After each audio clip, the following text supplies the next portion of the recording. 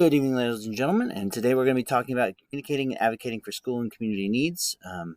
It's going to look at several districts in and around the Kansas area and kind of go over what training they have, what policies they have in place, and any specific groups they mentioned for dealing with families with diverse needs. So first off, we'll talk about my home district, and that's Hayesville. USC 261 is behind on the times. Frankly, we didn't have board policy on any of this.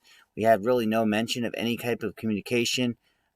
There's been rumors that it might start due to our change in demographics, but we have just now pushed forward, and I think at the last board meeting approved for a demographic study to be done so that we can decide if we need services and if anything specifically needs to be put in the language. As I talked to our communication director in the district, we are going to start addressing those, and we're going to possibly look at training and guidelines in regarding to communicating with diverse groups. Like I said, the biggest reason is a lack of motivation. We've had brand new staff almost entirely in the central office in the last 2 years, and really a lot of the reasons why we've had that change was because people weren't changing with the times, and Hayesville is changing with the times. In the past, we have not had a very diverse culture in Hayesville and have had little reason to change it up until now. The next district I looked at was Mays. Now, Mays is a 5A school, very large suburban school in our area. It's a fast-growing district in this Wichita section, and they're oftentimes on the front forums of community involvement and meeting parents, as well as being technologically advanced in terms of pretty much everything.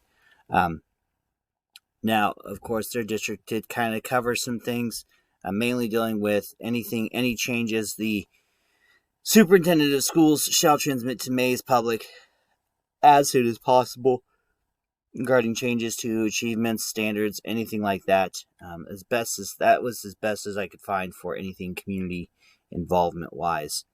There is a policy about communication, which was more than Hayesville had, but not any guidance towards any specific groups. Training is not listed. I asked a coworker who used to work there, and she added there's little to no training on communication outside of basics and email conversations and carbon copy everything. She did mention that in each building they did have an ESL teacher who could help with translations as needed. District policy in Wichita. Now, Wichita is a much larger school, the largest school district in the area, and one of the largest in the state. The large population of ESL students and families. So the Board of Education will provide an ESOL program designed to assist students who, because of limited ability to speak, read, write, or understand English, are unable to effectively participate in the educational programs offered by the district. All staff will encourage parent and community involvement in the education process.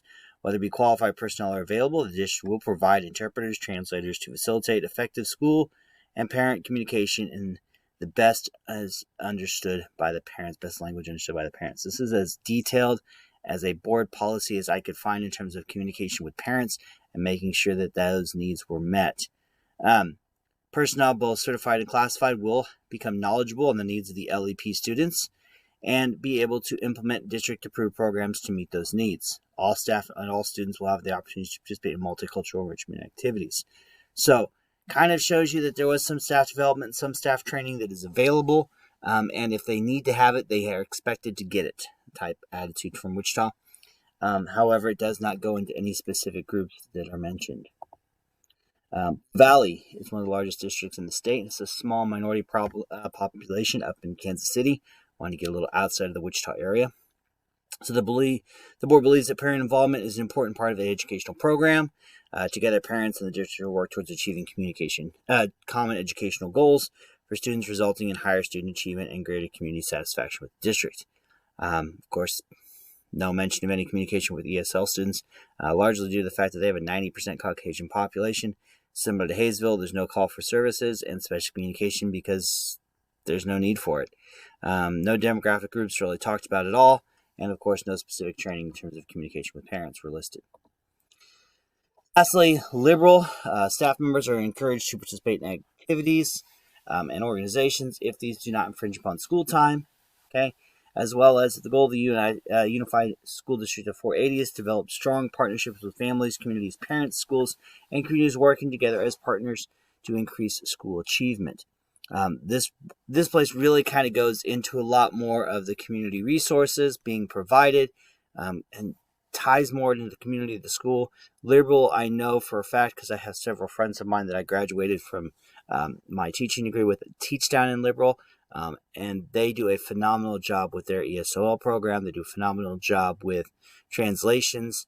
They actually have a person who translates emails. You send them your email that you need to send to the parents. That person translates it for them, sends it back to the teacher, and the teacher basically carbon copies it over to the parent. And it's really nice. And that's kind of what some of the stuff that's provided through the Family Resource Center. And Hispanic culture has mentioned a few specific times to mention Spanish translation being available at all schools, and did notice on employments that bilingual is a preference for applicants but not a necessity. That kind of leads me to believe that training is necessary and all of that. So, the importance of training. Effective cross-cultural communication is all about parties feeling comfortable. If you can't be comfortable, especially in a conversation with a non-native English speaker, you have to treat them with respect. Do your best to communicate clearly and give them encouragement when they respond. This will help build their confidence and trust in you.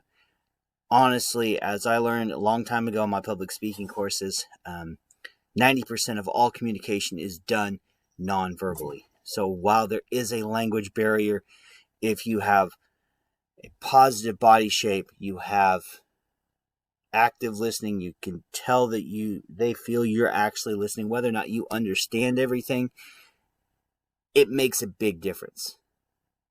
As someone who's had I spent 3 years working at an Islamic school here in Wichita where I didn't speak Arabic. I didn't speak any of the other languages that most of these other kids and parents spoke.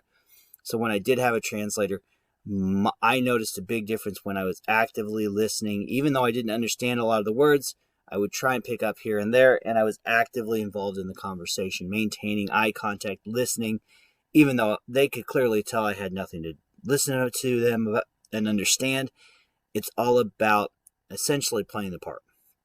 So I would suggest that training is something, it's a must. We don't have many in my district, and from what I can see, there's not much training in many other districts in the area, especially new teacher orientation, even degree programs. It's just simply not a skill that's taught in terms of how to communicate with parents of students that speak different languages.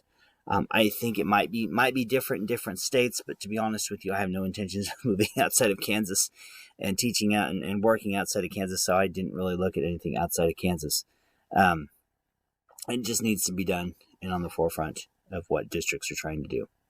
So where they could start is simply suggesting some of the information that was provided, maintain etiquette, avoid slang, speak slowly, keep it simple, practice active listening, take turns to talk, write things down, avoid closed questions, be careful with humor, and at last, and I would honestly argue is to be supportive.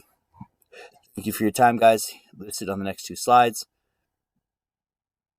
are all the information I used and where I got my information from. Thank you guys. Have a great night.